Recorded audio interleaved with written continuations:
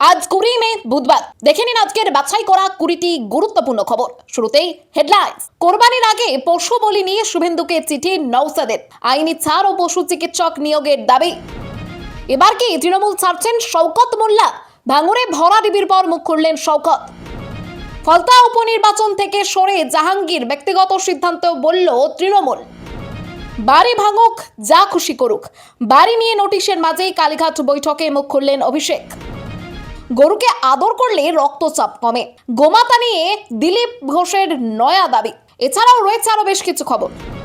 বাংলা পলিটিক্সের সমস্ত খবর প্রতিদিন সকালে দেখতে সাবস্ক্রাইব করুন আমাদের বি পলিটিক্স চ্যানেলটি। আরেকটা লাইক করার অনুরোধ রইল। আপনার একটা লাইক আমাদের কাজ করার উৎসাহ বাড়িয়ে দেয়। এবার আসছি বিস্তারিত সংবাদে। কোরবানির ঈদের আগেই পশু বলি সংক্রান্ত বিষয়ে রাজ্যের প্রশাসনিক প্রধান শুভেন্দু অধিকারীর কাছে আবেদন জানিয়েছেন নওশাদ সিদ্দিকী। সোমবার মুখ্যমন্ত্রীকে চিঠি দিয়ে তিনি West Bengal animal slaughter control act 1950-এর 12 নম্বর ধারার আওতায় ধর্মীয় উদ্দেশ্যে পশু বলির ক্ষেত্রে আইনি ছাড় দেওয়ার আবেদন জানান। স্থানীয় মুসলিম সম্প্রদায়ের ভাবাবেগ এবং ধর্মীয় অধিকারের কথা উল্লেখ করে তিনি বলেন, সমস্ত রীতিনীতি, স্বাস্থ্যবিধি ও প্রশাসনিক নির্দেশিকা মেনেই সম্পন্ন হবে। পাশাপাশি দরিদ্র পশু ব্যবসায়ী এবং কৃষকদের ভোগান্তির কথা তুলে ধরে প্রতিটি পঞ্চায়েত অফিসে ঈদ পর্যন্ত পশু চিকিৎসক মোতায়েনের দাবিও জানান তিনি, যাতে ফিটনেস সার্টিফিকেট পাওয়া সহজ হয়। অন্যদিকে সম্প্রতি পশ্চিমবঙ্গ সরকার পশু বলি নিয়ে কড়াকড়ি আরোপ করেছে। নতুন নির্দেশিকা অনুযায়ী পশু বলির আগে সরকারি পশু চিকিৎসক ও পৌরসভা বা পঞ্চায়েত কর্তৃপক্ষের যৌথ শংসাপত্র বাধ্যতামূলক। পশুর বয়স অন্তত 14 বছর হতে হবে বা অসুস্থতার কারণে অক্ষম হতে হবে। প্রকাশ্য স্থানে পশু বলি নিষিদ্ধ এবং শুধুমাত্র অনুমোদিত কসাইখানাতেই তা করা যাবে। কলকাতা হাইকোর্টের নির্দেশ মেনে জনস্বাস্থ্য ও পরিবেশের ভারসাম্য বজায় রাখতেই এই পদক্ষেপ বলে প্রশাসনিক সূত্রে জানা গিয়েছে। এবার কি তৃণমূল ছাড়ছেন শওকত মোল্লা? ভাঙড়ে ভরা ডিবির পর মুখ খুললেন শওকত। ভোটে ভরাডুবির পর তৃণমূলের অন্দরে ক্ষোভের আবহ তৈরি হয়েছে। একাধিক নেতা দলের কৌশল, এমনকি অভিষেক ব্যানার্জি এবং আইপ্যাকের ভূমিকাকে নিয়েও প্রশ্ন তুলেছেন। এর মধ্যেই ফলতায় পুনর্নির্বাচনের আগে প্রার্থী জাহাঙ্গীর খান ভোটের ময়দান থেকে সরে দাঁড়ান, যদিও দল জানিয়েছে এটি তার ব্যক্তিগত সিদ্ধান্ত। এই পরিস্থিতিতে ভাঙড়ের নেতা শওকত মোল্লা বলেন, আমাদের বহু কর্মী সমর্থক ঘরছাড়া, অনেকেই অত্যাচারের শিকার। তিনি জানান, এখনো দলের তরফে কোনো নির্দেশ আসেনি, তবে ঘরছাড়াদের তালিকা দলের কাছে পাঠানো হয়েছে। বিধায়ক নওশাদ সিদ্দিকীর সঙ্গে কথা হয়েছে কিনা সেই প্রশ্নে শওকতের উত্তর না। দলত্যাগের জল্পনা নিয়েও তিনি স্পষ্ট বার্তা দেন, কে কি বলছেন সেটা তাদের কথা, আমার এখন এই ধরনের কোনো ভাবনা নেই। ভোটের আগে ও পরে শওকত মোল্লাকে ঘিরে রাজনৈতিক চর্চা চললেও ফলাফলে ভাঙড়ে তৃণমূলের ভরাডুবি স্পষ্ট হয়েছে। ফলতা উপনির্বাচনে প্রতিদ্বন্দ্বিতা না করার সিদ্ধান্ত নিয়েছেন তৃণমূল প্রার্থী জাহাঙ্গীর খান। সাংবাদিকদের মুখোমুখি হয়ে তিনি জানান, রাজনৈতিক সংঘাত বা অশান্তি নয়, ফলতার উন্নয়নই তার প্রধান লক্ষ্য। তিনি দাবি করেন, মুখ্যমন্ত্রীর ঘোষিত বিশেষ উন্নয়ন প্যাকেজ সফলভাবে বাস্তবায়ন করাই এখন তার অগ্রাধিকার। পাশাপাশি বলেন, এলাকার স্বার্থে ব্যক্তিগত রাজনৈতিক লড়াই থেকে সরে দাঁড়ানোর সিদ্ধান্ত নিয়েছেন তিনি। এই সিদ্ধান্ত ঘিরে রাজনৈতিক মহলে জল্পনা শুরু হয়েছে। সোশ্যাল মিডিয়ায় নওশাদ সিদ্দিকী প্রশ্ন তোলেন, জাহাঙ্গীর খান স্বেচ্ছায় সরে দাঁড়ালেন নাকি এর পেছনে অন্য কোনো রাজনৈতিক সমীকরণ রয়েছে? পরে তৃণমূল কংগ্রেস স্পষ্ট জানিয়ে দেয়, এটি জাহাঙ্গীর খানের ব্যক্তিগত সিদ্ধান্ত, দলের নয়। দল আরও অভিযোগ করেছে, ফলতা বিধানসভায় তাদের শতাধিক কর্মীদের গ্রেপ্তার করা হয়েছে এবং একাধিক পার্টি অফিস ভাঙচুর ও দখল করা হয়েছে। এই পরিস্থিতির মধ্যেও বিজেপির বিরুদ্ধে লড়াই চালিয়ে যাওয়ার বার্তা দিয়েছে তৃণমূল। বাড়ি ভাঙুক, যা খুশি করুক, বাড়ি নিয়ে নোটিশের মাঝে কালীঘাট বৈঠকে মুখ খুললেন অভিষেক। বাড়ি নির্মাণ সংক্রান্ত একাধিক নোটিশ ঘিরে জল্পনার মাঝেই কালীঘাটের বৈঠকে মুখ খুললেন অভিষেক ব্যানার্জি। সূত্রের খবর, দলের বৈঠকে তিনি বলেন, ওরা যা খুশি করুক, আমার বাড়ি ভেঙে দিক, নোটিশ পাঠাক, আমি এসবের কাছে মাথা নত করব না। যাই ঘটুক না কেন, বিজেপির বিরুদ্ধে আমার লড়াই চলবেই। এর আগে জানা যায়, কালীঘাট রোড এবং হরিশ মুখার্জি রোডে দুটি বাড়ির নির্মাণ পরিকল্পনা ও অনুমোদন সংক্রান্ত নথি জমা দেওয়ার নির্দেশ দেওয়া হয়েছে অভিষেক ব্যানার্জিকে। কলকাতা পুরসভা সূত্রে খবর, সংশ্লিষ্ট বাড়িগুলির বিল্ডিং প্ল্যান এবং নির্মাণ কাজ পুরসভার অনুমোদন নিয়ে হয়েছে কিনা তা নিয়ে ব্যাখ্যা চাওয়া হয়েছে। পাশাপাশি লিভস অ্যান্ড বাউন্সকে পাঠানো নোটিশে কলকাতা পৌর কর্পোরেশন আইন 1980 ধারা অনুযায়ী হরিশ মুখার্জি রোডের অননুমোদিত অংশ 7 দিনের মধ্যে ভেঙে ফেলার নির্দেশ দেওয়া হয়েছে। সূত্রের খবর, মোট দুটি নোটিশ পাঠানো হয়েছে, একটি অভিষেকের মায়ের নামে এবং অপরটি লিভস অ্যান্ড বাউন্সের নামে।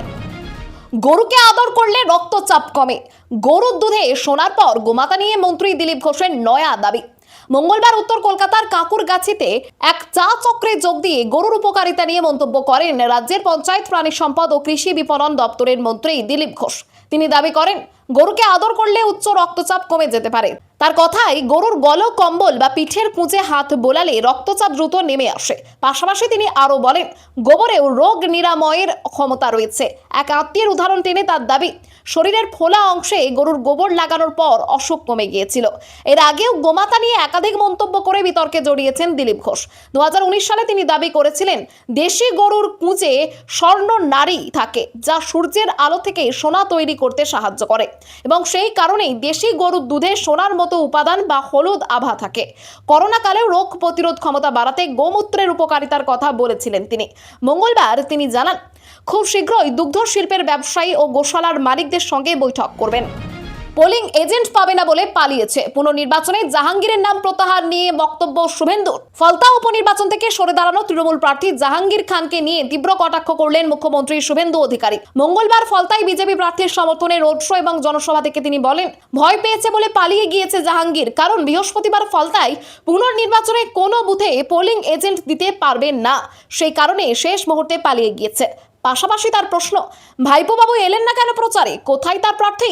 এর আগে সাংবাদিক বৈঠকে জাহাঙ্গীর খান জানান, ফলতার মানুষের স্বার্থে এবং উন্নয়নের কথা ভেবেই তিনি ভোটের লড়াই থেকে সরে দাঁড়াচ্ছেন। মুখ্যমন্ত্রী শুভেন্দু অধিকারীর প্রশংসা করে তিনি বলেন, এলাকার উন্নয়নই তার প্রধান লক্ষ্য। যদিও মনোনয়ন প্রত্যাহারের সময় পেরিয়ে যাওয়ায় ইভিএমে তার নাম থাকছে। এদিন বিজেপি নেত্রী লকেট চট্টোপাধ্যায় অভিযোগ করেন, দীর্ঘদিন সাধারণ মানুষের ওপর অত্যাচার চালানো হয়েছে। অন্যদিকে কেন্দ্রীয় মন্ত্রী সুকান্ত মজুমদার ডায়মন্ড হারবার মডেল নিয়ে তৃণমূলকে কটাক্ষ করে বলেন, আদতে এমন কোনো মডেল নেই, শুধু বাজে কথা বলা হতো। চাকরি দেওয়ার নামে লক্ষ লক্ষ টাকার প্রতারণা, আইসিডিএস কর্মীর বাড়িতে তালা দিল মহিলারা। উত্তর 24 পরগনার হাসনাবাদ থানার বিশপুর এলাকায় চাকরি দেওয়ার নাম করে আর্থিক প্রতারণার অভিযোগে এক আইসিডিএস কর্মীর বাড়িতে তালা ঝুলিয়ে বিক্ষোভ দেখালেন প্রতারিত যুবক যুবতীরা। অভিযোগ, এলাকার বাসিন্দা বিশাখা জানা প্রায় 3 বছর আগে বহু মহিলার কাছ থেকে আইসিডিএস এর চাকরি দেওয়ার প্রতিশ্রুতি দিয়ে লক্ষ লক্ষ টাকা নিয়েছিলেন। কারো কাছ থেকে 5 লাখ, কারো কাছ থেকে 2 বা 3 লাখ নেওয়া হয় বলে অভিযোগ। কিন্তু দীর্ঘ সময় পেরিয়ে গেলেও চাকরি বা টাকা ফেরত মেলেনি। প্রতারিতদের দাবি, বহুবার টাকা ফেরতের আবেদন জানানো হলেও কোনো সুরাহা হয়নি। এর আগেও তারা বিশাখা জানার বাড়িতে বিক্ষোভ দেখাতে গিয়েছিলেন, তবে তখন পুলিশ থেকে পরিস্থিতি সামাল দেওয়া হয়েছিল। মঙ্গলবার ফের একজোট হয়ে তারা বিশাখা জানার বাড়িতে যান। দীর্ঘক্ষণ ডাকাডাকির পরেও তিনি বাইরে না বেরোলে বাড়িতে তালা লাগিয়ে বিক্ষোভ শুরু হয়। পরে ঘটনাস্থলে পৌঁছয় হাসনাবাদ থানার পুলিশ ও কেন্দ্রীয় বাহিনী। পুলিশ পুরো ঘটনার খতিয়ে দেখে আইনানুগ ব্যবস্থা নেওয়ার আশ্বাস দিলে বিক্ষোভকারীরা সেখান থেকে সরে যান। ফলতায় জাহাঙ্গীর সরে দাঁড়াতেই তৃণমূল কর্মীদের পাশে টানতে মাঠে নামলেন কংগ্রেসের শুভঙ্কর সরকার।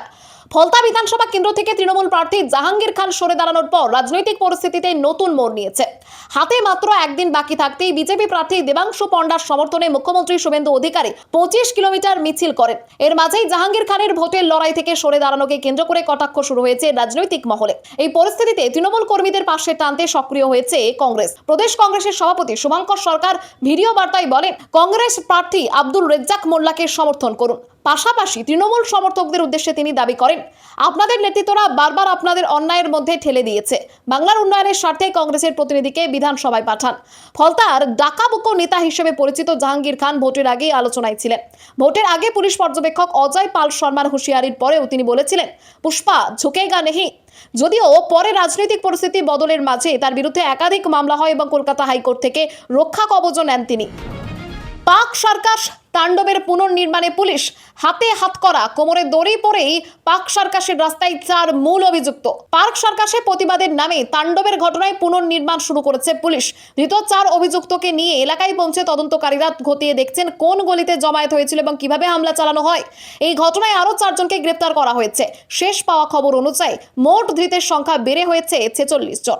রবিবার পার্ক সার্কাস এলাকায় বেআইনি রাস্তা অবরোধ ঘিরে অশান্তি ছড়ায়। পুলিশ ও কেন্দ্রীয় বাহিনীর ওপর হামলা, গাড়ি ভাঙচুর এবং ইট বৃষ্টির অভিযোগ ওঠে। পাল্টা লাঠিচার্জ করে পুলিশ। ঘটনায় কয়েকজন পুলিশ কর্মী এবং 2 সিআরপিএফ জওয়ান আহত হন। সোমবার আহতদের সঙ্গে দেখা করতে যান মুখ্যমন্ত্রী শুভেন্দু অধিকারী। তিনি কড়া বার্তা দিয়ে বলেন, ধর্মীয় স্লোগান দিয়ে পাথর ছোড়া শ্রীনগরেও বন্ধ হয়ে গেছে, পশ্চিমবঙ্গেও বন্ধ হওয়া দরকার। পাশাপাশি তার স্পষ্ট বার্তা, জিরো টলারেন্স নীতি নিয়েই সরকার চলবে এবং এই ধরনের ভাঙচুর, গুন্ডামি এবং অসামাজিক কাজ বরদাস্ত করা হবে না।